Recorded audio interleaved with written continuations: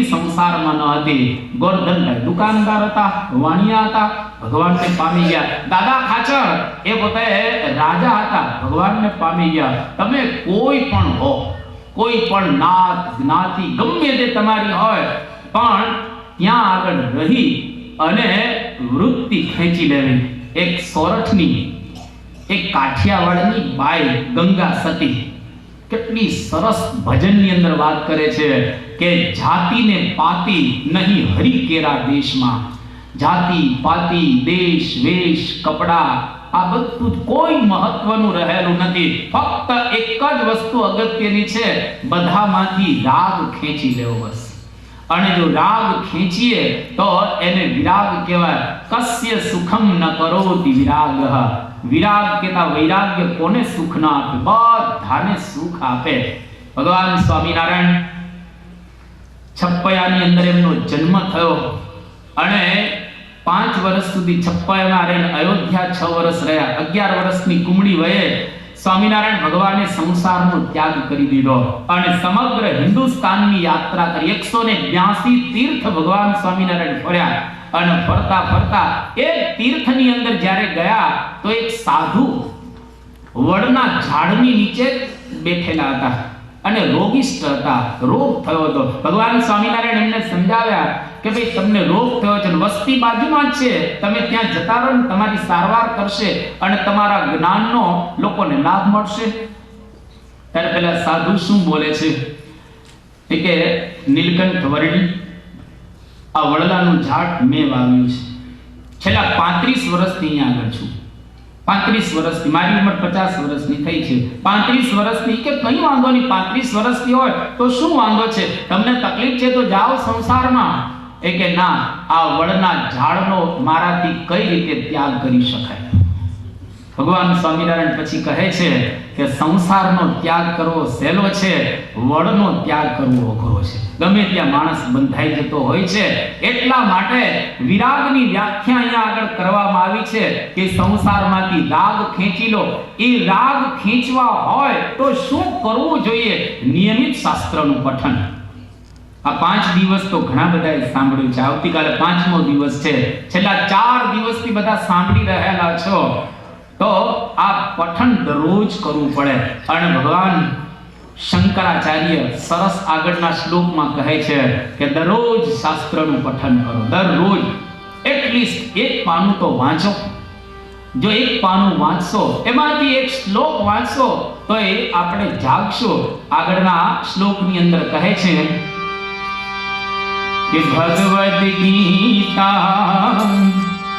किंचिद धीता गंगलव कणिका पीता.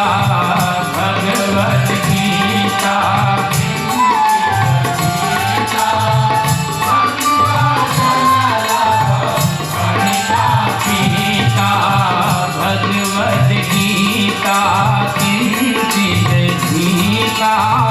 गंगा जल लव कणिका पीता.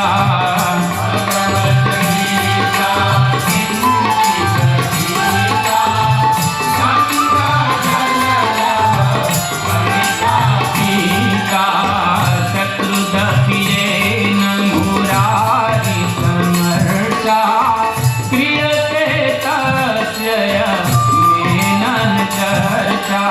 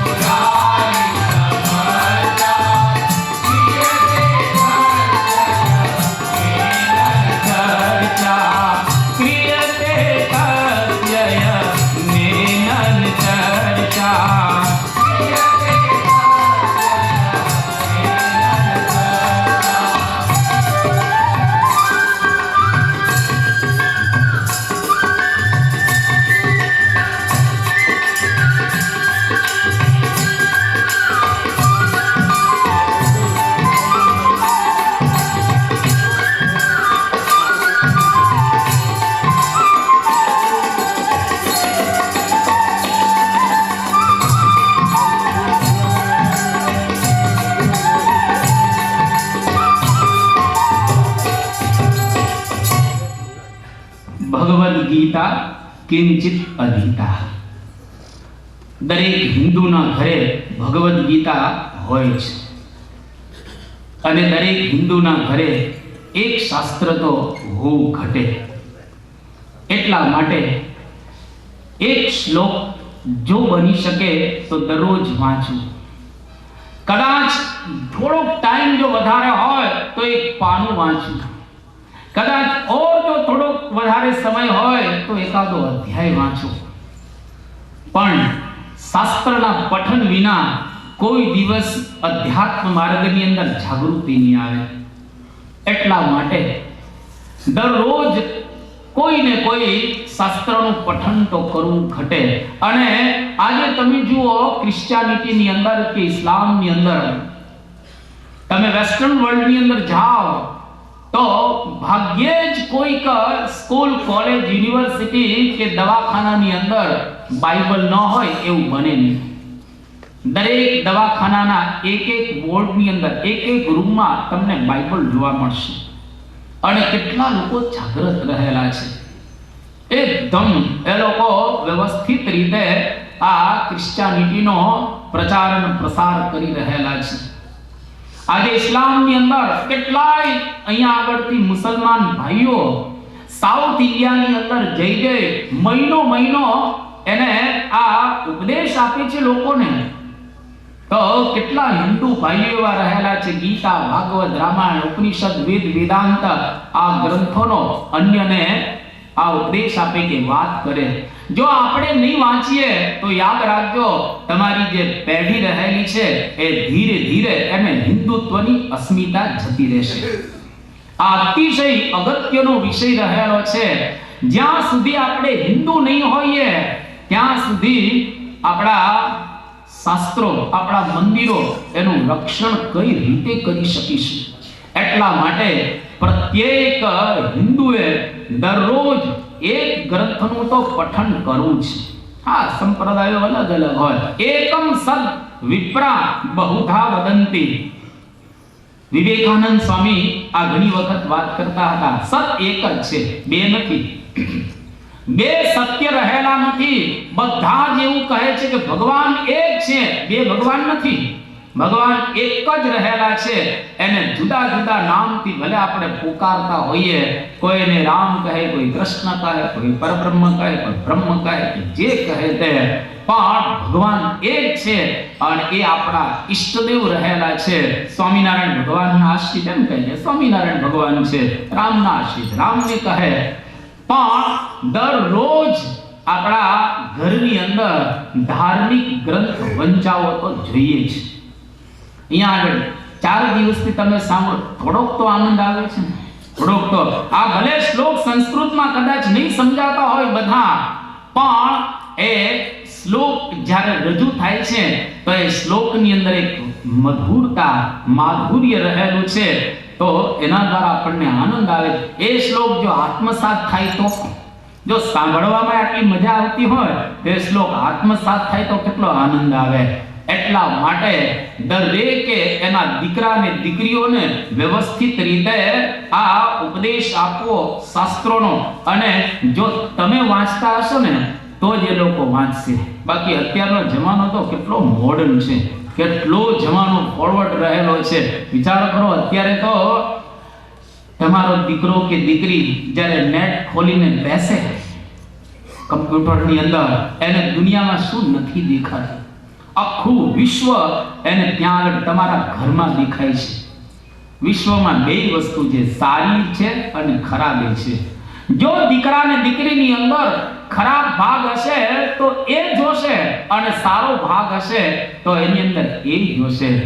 બધું કંઈ ખરાબ હોતું નથી. બધી વેબસાઇટ કંઈ ખરાબ નથી, કેટલી સારી છે, કેટલી પ્રેરણાદાયક રહેલી છે. પણ જેવો ભાગ તમે એની અંદર ડેવલપ કરેલો હશે એ જ ખોલશે. એટલા માટે સારું અને ખરાબ બે છે. દુનિયામાં બે સંપત્તિ રહેલી છે, દૈવી ને આસુરી. માણસની અંદર પણ બે સંપત્તિ છે, દૈવી સંપત્તિ ને આસુરી સંપત્તિ. પણ જ્યારે આસુરી સંપત્તિનો ભાવ વધી જાય એટલે દૈવી ભાવોને દબાવી દે છે. કોઈ પણ માણસ ખરાબ નથી, બધા સારા છે. પણ કોઈકમાં વધારે ખરાબ ભાગ હોય એટલે આપણે એને ખરાબ કહીએ છીએ. 55% હોય અને 45% સારો ભાગ એટલે ખરાબ માણસ છે. 45% ખરાબ હોય ને 55% સારા હોય એટલે સારો માણસ છે. બાકી ગમે તેટલો સારો હોય અંદર ખરાબ પણ છે ને થોડો ભાગ તો, અને ગમે તેટલો ખરાબ હોય પણ થોડો સારો ભાગી રહેલો છે. બે સંપત્તિ ગીતાનો 16મો અધ્યાય. એટલા માટે આ બહુ જ અગત્યનું. જો દુર્યોધન શું બોલે છે મહાભારતની અંદર કે જાનામિ ધર્મમ નચમે પ્રવૃત્તિઃ જાનામિ અધર્મમ નચમે નિવૃત્તિઃ કેનાપી દેવેન હૃદય સ્થિતેન યથા નિયુક્તોસ્મિ તથા કરોમિ. આ બહુ અદ્ભુત શ્લોક મહાભારતનો છે કે જાનામિ ધર્મમ, હું ધર્મ શું છે જાણું છું. એનો મતલબ થોડો ધાર્મિક તો ખરો ને, નહીતર તો હાવ ધર્મ જાણે જ નહીં. દુર્યોધન થોડો ધાર્મિક તો છે ને. અને જાનામી અધર્મમ, અધર્મ શું છે એ પણ હું જાણું છું, પણ ધર્મના માર્ગે ચાલી શકતો નથી અને અધર્મને દબાવી શકતો નથી. એનું કારણ ધૃતરાષ્ટ્ર. ધૃતરાષ્ટ્રને બહારથી આંખો તો ન હતી પણ એને અંદરની આંખો નહોતી. કદાચ બહારની આંખો ન હોય તો ચાલે પણ અંદરની આંખો તો જોઈએ. અંદરની આંખો ધૃતરાષ્ટ્રને ગાંધારીને જો હોત તો મહાભારતના યુદ્ધના મેદાનની અંદર 47,23,920 વ્યક્તિ મરત નહીં. આ મહાભારતનું યુદ્ધ જેની અંદર આટલા મર્યા એનું કારણ ધૃતરાષ્ટ્રને ગાંધારી. એને દુર્યોધનને ક્યારેય સદુપદેશ આપ્યો ન હતો. એને બેસાડી ક્યારેય શાસ્ત્રની વાત કરેલી ન હતી. એને ક્યારેય શિખામણના બે શબ્દ ન કહ્યા. એટલા માટે દુર્યોધન આવો પાક્યો. અને જો એ વખતે ને અર્ધા રાજના પાંડવો અધિકારી હતા. બેનું અર્ધું રાજ કહેવાય ને. ધૃતરાષ્ટ્ર અને પાંડુ બે ભાઈ હતા. અર્ધા પાંડવોનું રાજ, અર્ધું દુર્યોધનનું અને દુશાસન વગેરે. બેને અર્ધું વેચી દીધું હોત તો. પણ દુર્યોધન શું બોલે છે? 12 વર્ષનો વનવાસ, 13મો વર્ષ ગુપ્તવાસ, અને જ્યારે 14મા વર્ષનો પ્રારંભ થયો એ વખતે પાંડવોએ પોતાનું રાજ માંગ્યો. તો દુર્યોધન શું બોલ્યો? જો સંસ્કાર વગરનું આ વાક્ય અને દુર્યોધનના મહાભારતમાં શબ્દો કે સુચ્યગ્રમ નૈવ દાસ્યામિ વિના યુદ્ધેન કેશવ. હે કેશવ, સોયના અગ્રભાગ જેટલી જમીન પણ પાંડવોને યુદ્ધ વિના હું નહીં આપું. કેમ નહીં આપે? સગા ભાઈઓ છે તારા, આપી દે. એ વખતે ધૃતરાષ્ટ્રએ કેવું જોઈએ કે બેટા આપણે આપવું જોઈએ. ન્યાય શાસ્ત્ર કરે છે અડધા ભાગ, પણ કોઈની વાંચી હોય તો ને, કોઈની દીકરાને સદબોધ આપ્યો હોય તો ને. એટલે શાસ્ત્રો બહુ અગત્યના રહેલા છે. ઘણી વખત ઘરની અંદર રામાયણ મહાભારત ગ્રંથો હોય ખરા પણ ધૂળ ચડી ગઈ હોય, વાંચતા જ કોઈ વાંચતા નથી હોતા. એટલા માટે આ શ્લોક સાંભળી અને ઘરની અંદર એટલો તો નિયમ કરજો. એટલે પ્રમુખ સ્વામી મહારાજ, તમે જુઓ સ્વામિનારાયણ સંપ્રદાયની અંદર પ્રમુખ સ્વામી મહારાજે બધા સત્સંગીઓને એક આદેશ આપ્યો છે. શું આદેશ આપ્યો છે? કે દરેક સત્સંગીઓએ રાત્રે ઘર સભા કરવી. ઘરની અંદર જેટલા મેમ્બર્સ રહેલા હોય એ બધા ભેગા થઈ અને 5 મિનિટ ધૂન બોલે અને થોડું ભજન કરે અને પછી શાસ્ત્રનું થોડું પઠન કરે. 15-20 મિનિટ સુધી ઘર સભા કરે. આ પ્રમુખ સ્વામી આદેશ આપ્યો. કદાચ તમારી પાસે ટાઈમ ના હોય 7 દિવસ, તો પ્રમુખ સ્વામી મહારાજ કહે છે કે અઠવાડિયામાં 2 દિવસ ઘર સભા કરો. તમારા કેટલાય પ્રોબ્લેમ્સ સોલ્વ થઈ જશે, પ્રોબ્લેમ ટળી જશે જો ઘર સભા કરશો તો. અને ઘર સભાની અંદર આ ગ્રંથોનું આપણે વાંચન કરીએ. એટલા માટે બહુ સરસ મહાભારતનો એક શ્લોક છે, ન શાસ્ત્રેણ વિના સિદ્ધિ દૃષ્ટા ચૈવ જગત્ત્રયે. ત્રણ જગતની અંદર શાસ્ત્ર વિના સિદ્ધિ ક્યારેય થતી નથી. આ પહેલી વાત. એટલે ધાર્મિક ગ્રંથો ઘરમાં વસાવી અને વાંચવા આટલો સાર રહેલો છે. આગળ આ શ્લોકની અંદર બીજું કહે છે કે ગંગા જલલવ કણિકા પીતા. ગંગાજીનું બુંદ એક આપણે પીવું. સ્થૂળ ગંગાની વાત નથી કરતા. ગંગાની લોટીઓ પી જાવ તોય કાંઈ નહીં થાય. ગંગાના કિનારે રહેલા એ જ પાણી પીવે છે ને. ગંગાના કિનારે રહેલા કયું પાણી પીવે છે? ગંગાનું જ પાણી પીવે છે. પણ છતાં અહીંયા આગળ ગંગાનું બુંદ પીવું એનો મતલબ સ્થૂળની વાત નથી, પરંતુ જેમ ગંગા પવિત્ર છે એમ હૃદયની અંદર પવિત્રતા સંપાદન કરવી એ ભાવ રહેલો છે. સ્થૂળ ગંગાની લોટી પી જઈએ એનો કઈ મતલબ રહેલો નથી. લોકો મર્યા પછી ગંગાજી ઓલાના મુખમાં નાખે, પેલા જીવ તો પાય, મર્યા પછી હવે શું પાવાનું છે ભાઈ? જે હતો એ તો ગયો. હવે જે હતો એ તો ગયો, હવે કંઈ એમાં રહેલું નથી. પણ માણસો એનો અર્થ સમજતા નથી અને ઘરની અંદર લોટી રાખી અને પેલો ધામમાં જાય પછી ગંગાજીનું ટીપું છે અંદર એ નાખતા હોય છે. એટલા માટે જીવનની અંદર પૂજ્ય મુનિવંદન સ્વામી બધાએ આપણે તાલીઓ કીધું.